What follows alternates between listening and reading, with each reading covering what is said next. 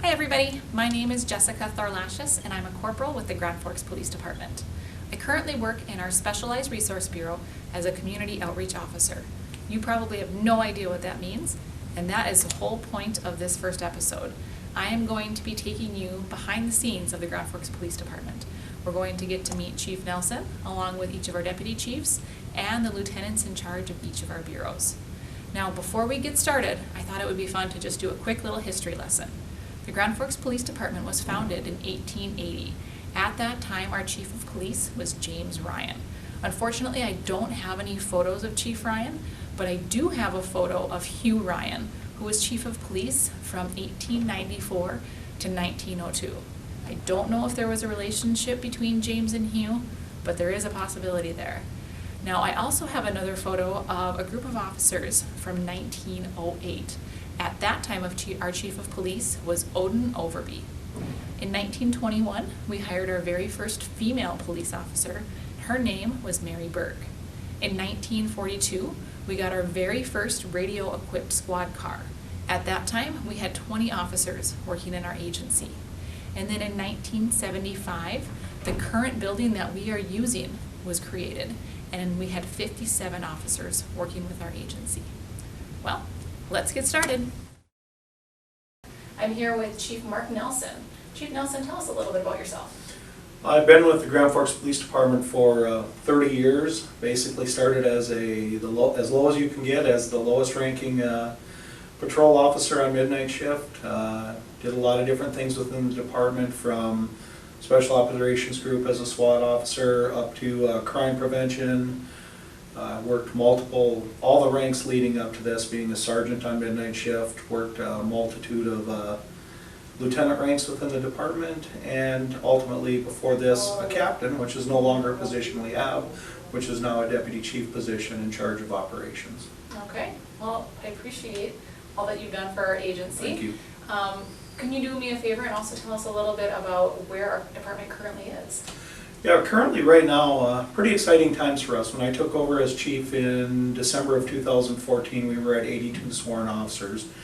Currently we are at 88 sworn officers, and we will grow to 90 in January of next year. So that's pretty exciting to see positive growth. Absolutely, absolutely. And I thought that it was fitting for us to stand in front of this really cool display that you have here in your office, as we have been talking about our Absolutely. history, and then it's important to know where we've come from to now see where we're at. As we go through this first podcast, we're going to get to know our deputy chiefs and our lieutenants in both of our divisions and each of our bureaus, to know a little bit more about our department. One of the things that we're going to learn a little bit more about later is a standard that our department has, what's referred to as CALIA accreditation. Chief, can you tell us a little bit about what exactly that means and why we should be so proud of it? Absolutely. Accreditation is it's an ongoing process. It's more than a program, it's a department philosophy. What accreditation causes us to do is to take a hard look at ourselves to, one, make sure that we're doing the right thing and that we are doing what our directives say we do. And the second thing it does is it opens us up to outside scrutiny and outside assessment to ensure that we are taking an accurate look at ourselves. It also opens up a network for our department with the rest of the accredited agencies to ensure we're following best practice. And from what I understand, this is not something that's very common. We're going to talk with Lieutenant Zimmel about that later. But this is not something that most agencies go through the process to gain. Yeah, no, it's not. You're correct. In fact, we're only one of 3 accredited agencies in the entire state of North Dakota, the other 2 being the Bismarck Police Department and the North Dakota Highway Patrol. Wonderful. Next, we're going to go in and visit with our deputy chiefs and our lieutenants of each of our bureaus. Stay tuned and get to know more about our agency.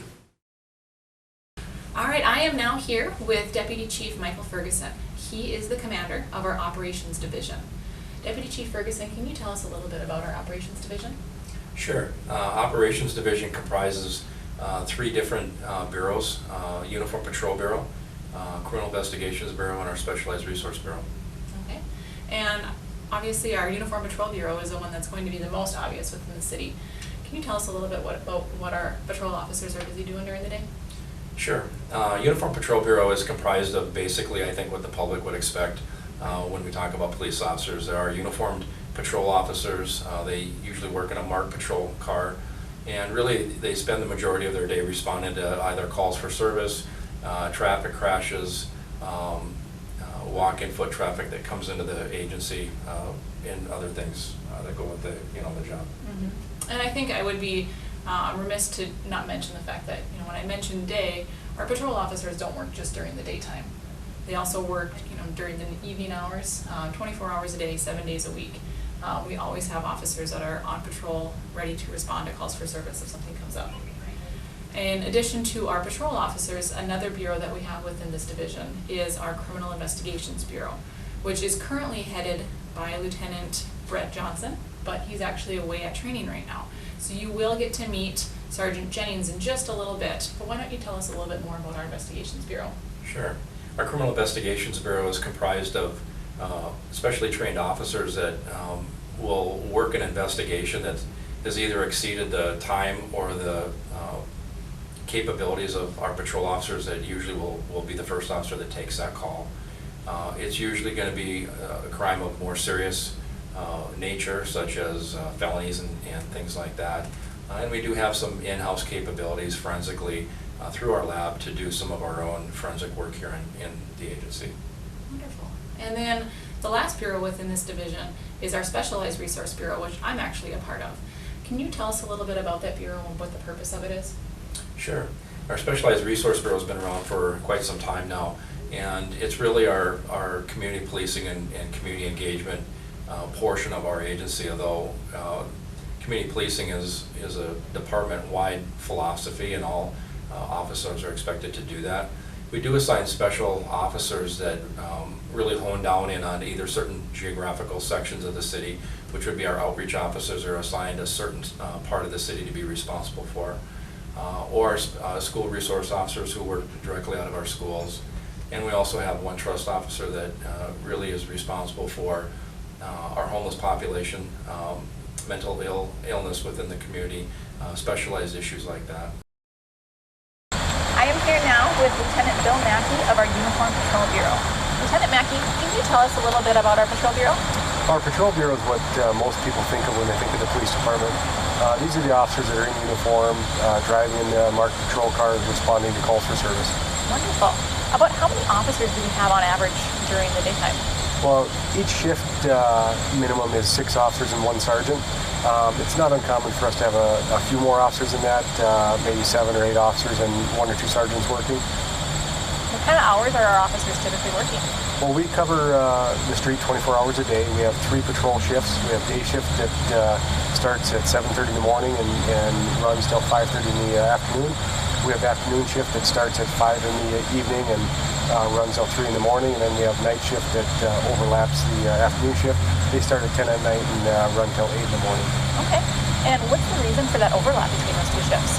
Well, the 5-hour overlap between 10 at night and 3 in the morning is really there just to cover all the calls for service that do occur during that high traffic time. There's a lot of activities in the downtown area and throughout the city, and we found that having double the number of officers on helps with that. So between 10 at night and 3 in the morning, we'll have a minimum of 12 officers and 2 sergeants working. Okay. And on average, how many calls for service do you think an officer is responding to? So our officers cover between 3,500 and 4,500 calls for service a month. And so we're handling, typically at least 100 calls for service a day. Wow. So with as busy as they are, is it possible to find time to do other things besides taking calls for service? Our patrol officers do a lot of self-initiated activities like traffic stops, location checks, security checks, and community policing contacts. However, the calls for service do take priority, and all of the self-initiated activities come second to that. Okay. And then, in addition to taking that call for service, we also have reports that are generated as a result of every call that we take or arrest that is made. Tell us a little bit about the amount of time that it takes for an officer to write a report. Our officers write reports on most of the contacts that they have throughout the day, and a good estimate would be 30 to 40% of their time every day is writing the reports and accounting for the activities they have that day. Okay, wonderful. And in just a little bit, you'll get to meet Miss Penny Johnson, who is in charge of our Records Administration Bureau, and you'll get to see a little bit about what happens once an officer submits a report or writes a traffic ticket. Thank you very much for your time, Lieutenant Mackey. Thank you. Now I'm here with Sergeant Jennings. Sergeant Jennings works in our Criminal Investigations Bureau. Can you tell me a little bit more about that bureau? Sure. So the Criminal Investigations Bureau, its main purpose is to investigate crimes that may be more of a serious nature or more in-depth or take more time than the average patrol officer would have time for. Okay. Can you tell me a little bit about the different detectives that you have working with you? So we have several detectives in the Bureau. There are 2 supervisors. I am a supervisor in charge of detectives that investigate computer forensics crimes, as well as 2 detectives assigned to the Regional Drug Task Force, and I also supervise 2 detectives on our street crimes unit. The second supervisor in the Bureau, Sergeant Wyatt, is in charge of detectives who investigate personal and property crimes. Okay. And I noticed that you guys don't wear a uniform. Can you tell me a little bit about that? Correct. So one of our main purposes in investigations is to interview people. So we end up talking to a lot of people, and some of them, especially children, get intimidated by a police officer in uniform. So we try to wear normal clothing, street clothing, to put them a little more at ease when we have our conversations with them. Okay. Wonderful. And as far as being not in a uniform, you do still have the same arrest powers, correct?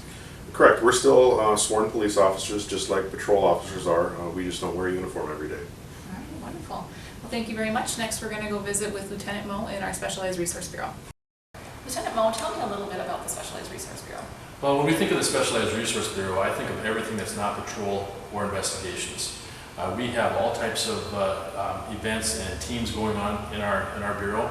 We have special operations groups, such as the SWAT team, the bomb team, negotiations team, K-9, our specially purposed vehicles, bike patrol. We have a lot of things going on that you see out and about in our community, but we also have a lot of programs in there. We have speaker requests that come through our bureau. We have officers in our schools. We have actually 5 officers upcoming in this 2018-19 school year. We'll have 1 in each middle school, so there's a total of 3 there. We'll have 1 in each high school, so that's a total of 2 for a total of 5 SROs in our city. Also, we have officers in the Bureau that are community outreach officers that are constantly working in our community in different sectors on neighborhood disputes, neighborhood issues, monitoring what's going on in those sectors to maybe get a handle on some of the issues that are ongoing. Okay, wonderful. So earlier I had mentioned that I'm currently a community outreach officer, and I'm actually going to be transitioning to a school resource officer. But the community outreach officer program currently consists of 4 officers, and we met with Lieutenant Mackey earlier, and he had mentioned that patrol officers have sectors that they work with, and our community outreach officers reflect those same sectors. Absolutely.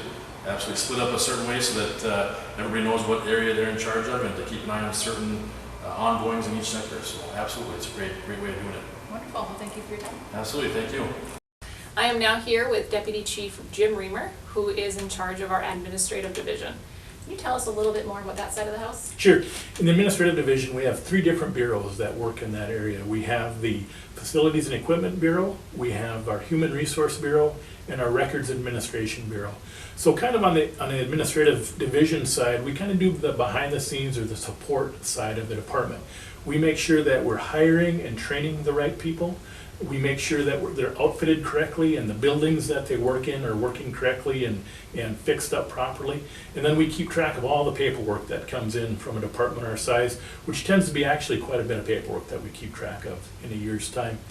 We also work on the budget and make sure that we're spending the public's money pretty wisely, so we're pretty careful with that. So that's kind of what we do in the administrative division side. All right. Well, thank you very much for You're your time. welcome. I am here with Lieutenant Greg LaHaze, who is in charge of our Human Resources Bureau.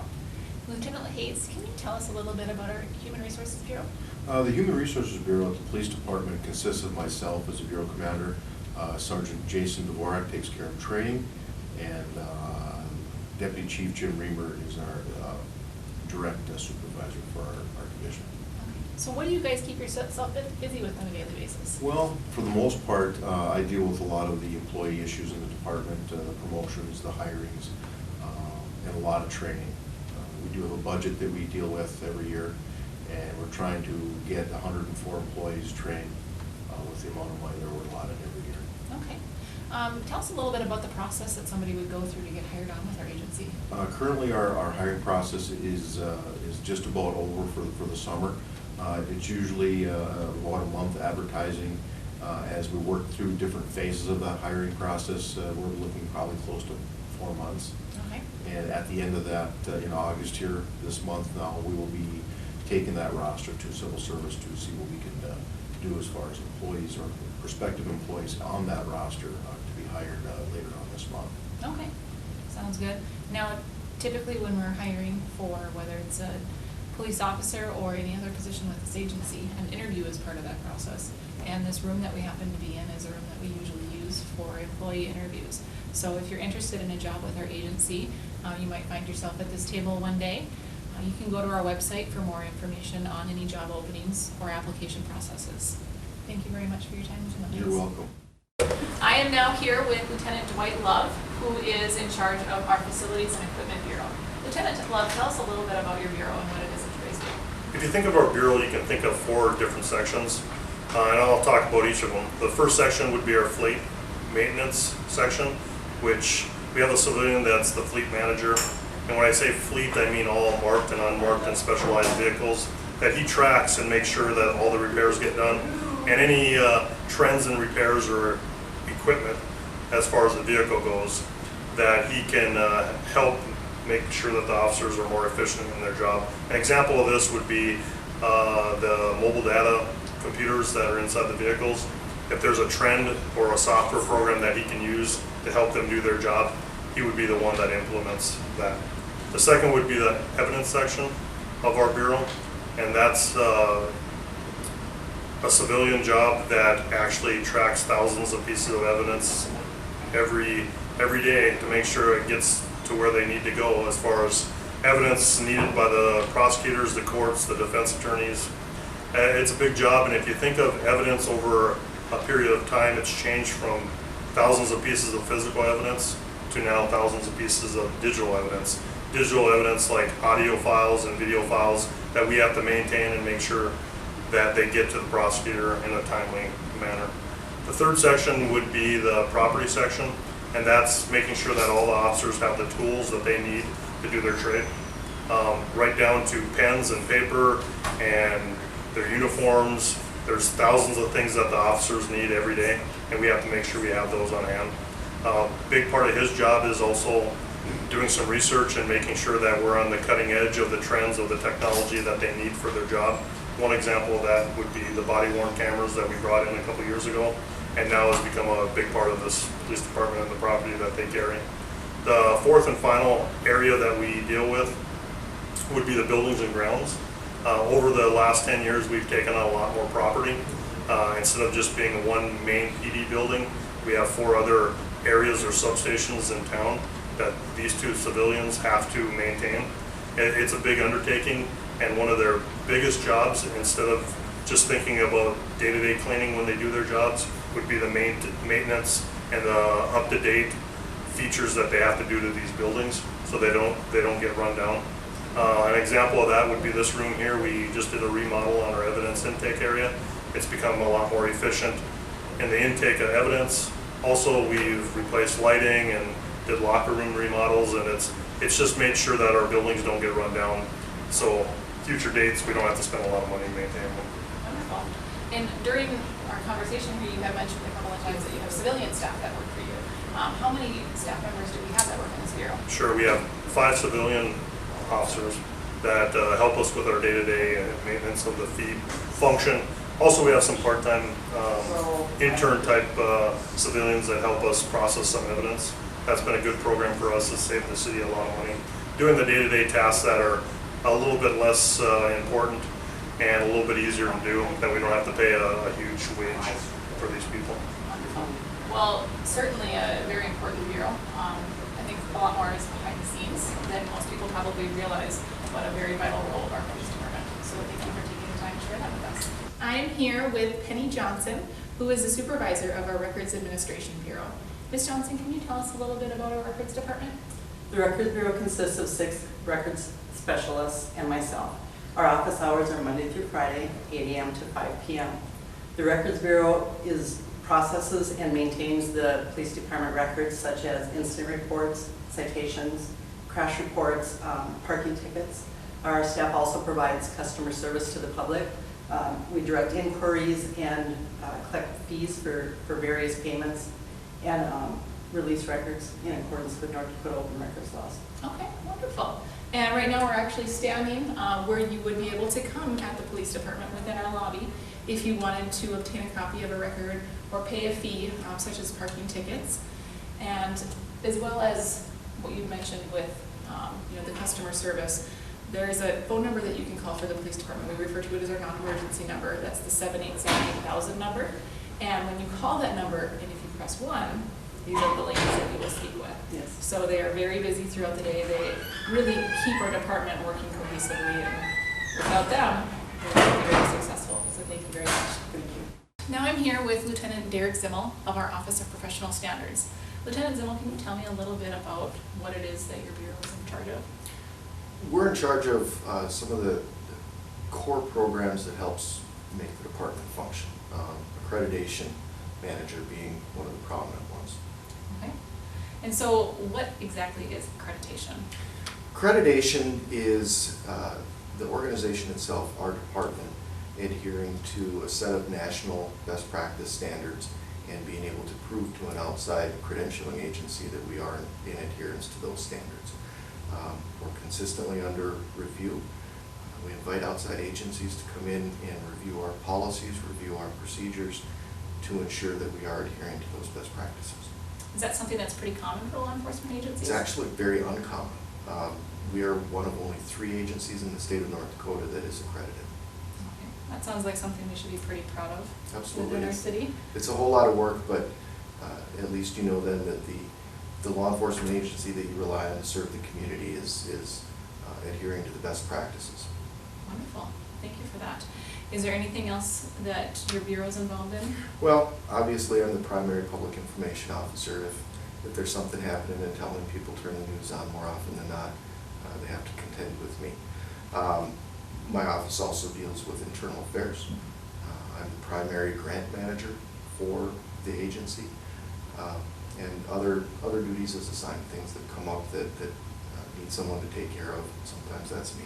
Gotcha. Sounds like you're busy with a lot of paperwork. There's a lot of paperwork, yes. We are now here, back with Chief Nelson, and I just wanted to thank you for staying tuned through our very first podcast, and keep watching for our number 2.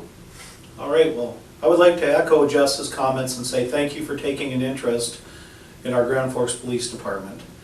I want to assure you that all of my employees take their jobs very seriously and operate under the values that guide our actions: service, partnership, integrity, accountability, respect, and obligation. Once again, thank you.